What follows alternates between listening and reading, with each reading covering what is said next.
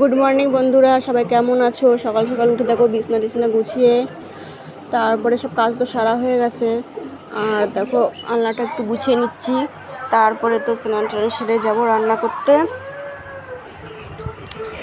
আর হচ্ছে এই সেই শোকেসটা এত মানে ধুলো পড়ে, দেখো মুছি মানে মোছার পরেও ওর থেকে যা ধুলো আসে, মানে ঘর তো প্লাস্টার হয়নি, এর জন্য সমস্ত সব ধুলোবালিগুলো এসে উড়ে পড়ে। আর দেখে মনে হয় যে কতদিন মোছা হয় না, জানো না।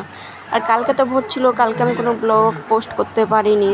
কালকে ভোর ছিল আর কালকে প্রচুর মানে ফুলও দিয়েছিলো, এর জন্য আর টাইমই হয়নি কোনো ভিডিও পোস্ট করার।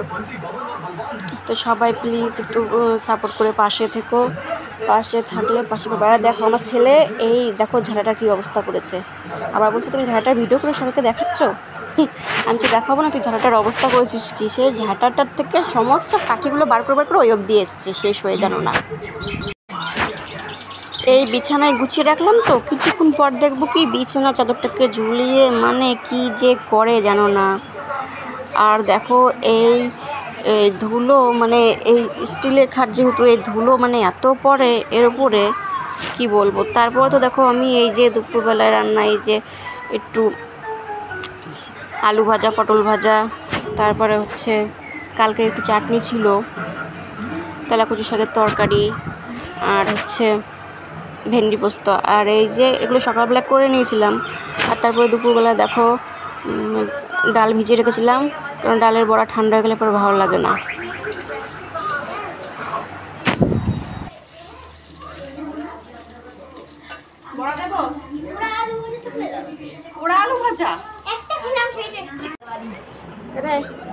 এই বড়া দুটো খেয়ে দেখ, সেই টেস্টি, খেয়ে দেখো ভালো লাগবে। আর গরম গরম সবে নামালাম না, গরম না